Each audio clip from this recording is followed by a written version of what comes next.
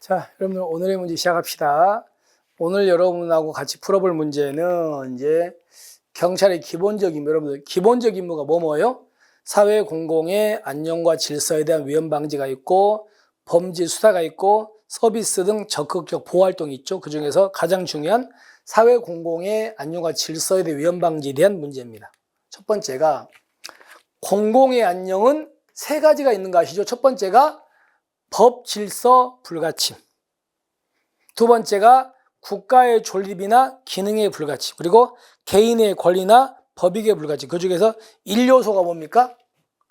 개인의 권리와 법익 불가침이 1요소 아니죠. 뭐가 불가침? 그거 1요소요? 법, 질서, 불가침. 이게 1요소죠? 잘못됐습니다. 두 번째, 개인의 권리에는 재산권도 포함되므로 사법, 이 사자가 이 사자죠. 개인 사자에 인정되는 사적 권리는 우선적 개입입니까? 사적인 문제는 보충적입니까? 보충적, 우선적 개입이 아니죠. 경찰이 개입하지 않으면 안 되는 경우에 최후의 보충적 개입이죠. 그리고 보충적으로 개입할 때도 최종적이다. 경찰의 개입은 잠정적이다. 잠정적이죠. 최종적 개입은 민사법원이 한다 그랬잖아. 그 다음에 여러분 여기서는 이제 어떤 거냐면 공공질서입니다. 여러분 질문할게요. 공공질서는 성문규범의 총체입니까? 공공질서는 불문규범의 총체입니까? 불문규범의 총체죠. 그리고 공공질서는 사용 가능 분야, 증가, 축소? 축소. 왜냐하면 공공질서는 불문이다 보니까 이걸 위반했는가 아닌가가 명확하지 않아요. 애매해. 그러니까 다툼이 생길 수 있습니다. 그래서 일단은 축소 경향이다 해가지고 보시면 됩니다. 그래서 일단은 점차 증가가 아니고 뭐라고요? 축소입니다. 그리고 당연히 공공질서라는 개념은 엄격하게 헌법에 적합해야 돼. 헌법보다 밑에 있으니까. 그리고 너무 과하게 사용하면 돼, 안 돼? 안 돼. 제한적 사용입니다. 맞습니다만은 이 부분 때문에 X가 되겠죠. 그 다음에 여러분들 사회 공공의 안녕과 질서의 위험 방지인데 그 중에서 이 위험은요. 위험은 어떤 거냐면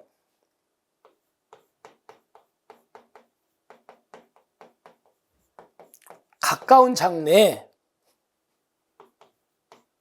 손해 가능성이 충분히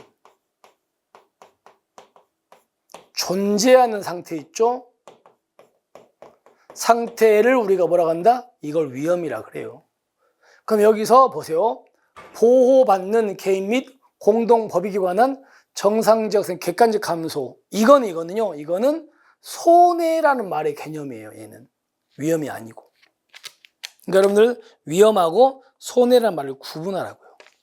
위험은 보호받는 개인 및 공동법익에 관한 정상적 상태, 객관적 감소는 위험이 아니고 손해고, 위험은 가까운 장래에 이런 손해 가능성이 충분히 존재하는 게 이게 위험이고, 구별하십시오. 잘못됐습니다. 그 다음에 손해 발생의 가능성이 있는가는 사후적이다, 사전적이죠. 우리가 보세요.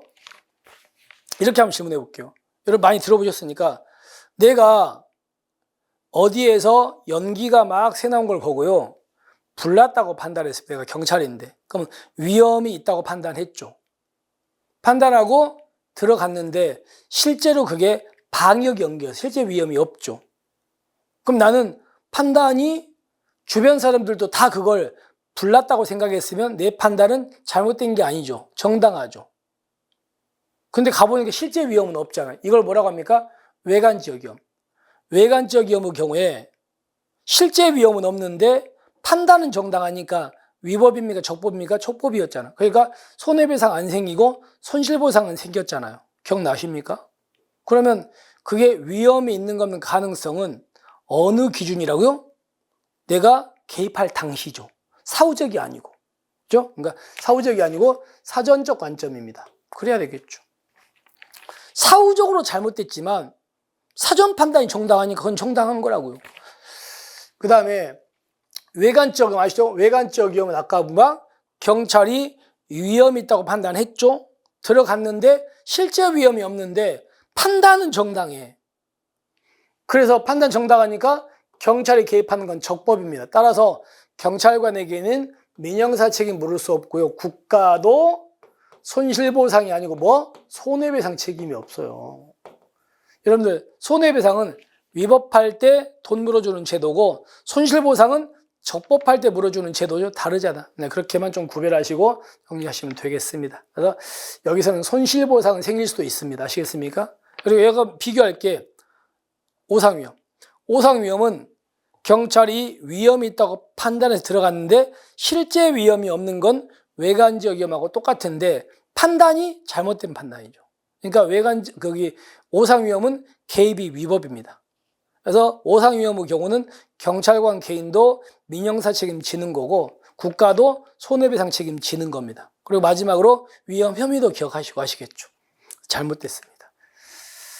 따라서 1요소는 법질서 불가치입니다. 그리고 사적인 권리는 보충적이다. 우선적 아니다. 그리고 공공질서 사용 가능 분야는 점차 감소되고 있다. 얘는 위험이 아니고 손해의 개념이다. 그리고 손해 발생은 사전적 관점에서 판단한다. 그리고 외관지역 위험은 손실보상은 발생할 수 있다. 하지만 손해배상은 발생하지 않는다. 이렇게 해가지고 잘못된 거 아시겠죠? 이렇게 됩니다. 이렇게 해서 조금 여러분들이 조심할 부분들을 중심으로 문제를 만들어 놨으니까 꼭 틀리지 않게 기억하십시오. 자, 이렇게 해서 오늘의 문제 이렇게 마무리합시다. 자, 여러분들 힘들어요. 지금 공부하는 시기 점점 힘들어지고 있죠? 그래도 다시 한번 힘내시고요. 힘내시고 영상을 보시면서 조금씩 좀 부족한 부분 채우시기 바랍니다. 오늘 또 수고하셨고 우리는 내일 뵙겠습니다. 수고하셨습니다.